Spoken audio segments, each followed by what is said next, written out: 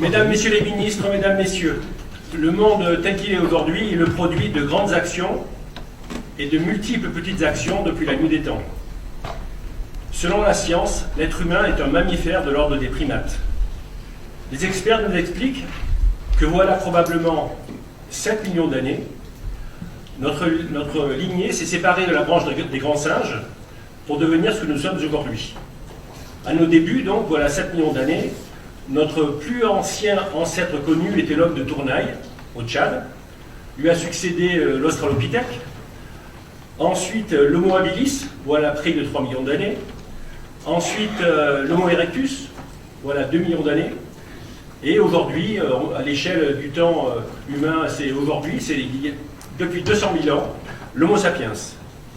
200 000 ans, c'est donc 2000 siècles. Et par conséquent, compte tenu que chacun de nous vient de cette espèce-là d'Homo sapiens depuis 200 000 ans, depuis ces 2000 siècles, nous avons bien à un moment donné, chacun ici et chacune ici, avons eu des parents communs. Par conséquent, chaque fois que par exemple un Russe tue un Ukrainien, il tue son frère. Et j'ai expliqué dans l'un de mes livres que les périodes de viol de femmes et de viol d'hommes les plus nombreux sur une période donnée étaient les périodes de guerre. Et quand un guerrier viole une femme, il viole sa sœur. C'est un fait génétique, comme je l'ai rapidement expliqué ici. L'histoire de l'humanité commence à proprement parler, voilà 5500 ans, à Sumer, dans l'actuel Irak, Iran, parce qu'en fait, c'est à ce moment-là qu'on a inventé l'écriture. Et notre histoire commence avec l'écriture, voilà 5500 ans. Les faits montrent que notre histoire, mon histoire, votre histoire, a toujours été déterminée par une toute petite minorité active qui nous a amenés dans un sens ou dans un autre. Et les historiens nous expliquent que malheureusement notre histoire, c'est une succession de guerres, de conflits, de frustrations, de souffrances, depuis la nuit des temps. Et c'est donc cette petite minorité, organisée et déterminée, qui malheureusement nous a amenés là. Nous passons un nouveau cap dans la souffrance avec la révolution industrielle, voilà 250 ans, parce qu'effectivement, elle a réduit la pénibilité au travail, mais elle a décuplé les agressions meurtrières entre les êtres humains, et elle a multiplié par 1000 les souffrances que nous avons imposées à nos cousins animaux et végétaux, la dite révolution industrielle.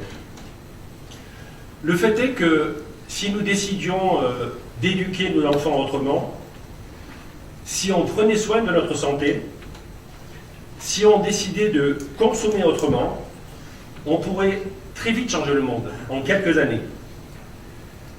Et quand les révolutions ici et là n'ont pas eu les résultats qu'on espérait, que ce soit la révolution de 1789 en France ou les révolutions arabes des années 2010, c'est parce qu'il n'y avait pas de projet de société valide appliqué.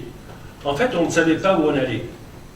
Par conséquent, si un pays, si son peuple décidait d'aller dans un sens clair, organisé, sur un projet de société qui, par exemple, reposait sur les objectifs de développement durable qu'a expliqué la présidente Pascale Fressoz, eh bien, ce serait évidemment vecteur de bonheur, vecteur d'espérance et moteur d'exemple. Parce que quand on connaît l'histoire humaine, et quand on connaît, par exemple, comment ça se passe à l'école et comment ça se passe dans les universités, l'élément d'exemple est capital. Et ce qui manque très clairement aujourd'hui à la collectivité humaine, c'est l'exemple. Les problématiques plus ou moins aiguës que nous connaissons reposent sur notre irresponsabilité et sur le fait qu'on croit souvent que le problème vient d'ailleurs. Et pourtant, le problème, c'est souvent nous, et la solution, c'est toujours nous. Nous pouvons décider d'être en paix avec notre corps, nous pouvons décider d'être en paix dans notre entreprise, nous pouvons décider d'être en paix dans notre association, nous pouvons décider d'être en paix avec nos voisins, nous pouvons décider d'être en paix avec nos cousins animaux et végétaux. En fait, ce qu'il nous faut revoir, c'est notre rapport à l'animal, notre rapport à l'argent, notre rapport au temps, notre rapport à la nature et notre rapport au travail. Ce sont ces rapports-là que nous avons à revoir. Nous savons tous ici qu'évidemment la paix commence avec soi et qu'elle est au-dedans de soi, mais elle se traduit à l'extérieur. Et comment elle se traduit aujourd'hui? Soit nous choisissons de mettre en place dans la collectivité humaine une agriculture de guerre.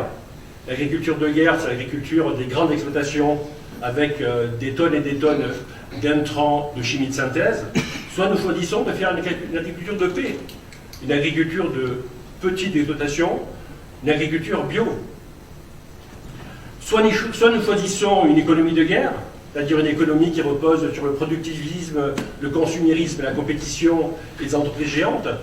Soit nous décidons de faire une économie de paix qui repose sur les circuits courts, qui repose sur les coopératives, qui repose sur moins de publicité et qui évite que les produits fassent des milliers de kilomètres. Pareil pour la médecine. Soit nous choisissons une médecine de guerre, qui a quelquefois sa raison d'être, effectivement, où on choisit de résoudre le problème par des multiples médicaments qui vont parfois avoir des effets secondaires. Soit on choisit une médecine de paix. La médecine de paix, c'est une médecine de prévention, où on apprend à être en bonne santé, à travers la qualité et la quantité de son bol alimentaire, à travers le fait de ne pas fumer, de ne pas se droguer, de réduire la consommation d'alcool, de choisir un sommeil paisible. Ça, c'est une médecine de paix. Il y a aussi, enfin, les énergies. Soit on choisit d'être infesté dans les énergies de guerre, uranium, pétrole, gaz, charbon, soit on choisit des énergies de paix. Les énergies de paix, c'est bien sûr d'abord l'énergie dont on n'a pas besoin. C'est bien nous qui choisissons, par exemple, la composition de notre assiette, le volume énergétique. Une assiette d'un plat préparé industriellement a un gros besoin d'énergie. Une assiette végétale de produits crus a beaucoup moins besoin d'énergie. Donc il y a bien les énergies de guerre, il y a bien les énergies de paix. Mais il est vrai que l'énergie la plus efficace, qu'on connaît tous, et que malheureusement on applique peu, mais dont on verra combien elle est importante et qu'en fait elle est la seule solution, quand nous aurons expérimenté le nucléaire, l'éolien, le solaire et tout ce que peut imaginer le génie humain, cette énergie c'est l'amour. Parce qu'effectivement, si on voulait bien comprendre cette force de l'énergie invisible, j'ai coutume de dire dans mes conférences que ce qui est invisible est beaucoup plus puissant que ce qui est visible. Le courage, c'est invisible. L'amour, c'est invisible. La volonté, l'intelligence, c'est invisible. L'air, c'est invisible. C'est tellement plus puissant que tout ce qui se voit. Mais comme la collectivité humaine aujourd'hui, elle est infestée par le matériel et qu'elle s'est mutilée en abandonnant le spirituel, effectivement, c'est l'obsession nucléaire, énergie fossile, et même l'éolien et le solaire, qui quelque part ne sont pas vraiment des solutions. La solution, c'est vraiment d'apprendre à être heureux avec moins. Et je pense qu'à partir du moment où des minorités déterminées décident de choisir cette option, eh bien ça se passe. Il faut atteindre un seuil X qui fera que, au lieu de choisir cette voie du malheur, que nous avons avancé tous ensemble par notre façon de voir, on peut vraiment embrasser la voie du bonheur.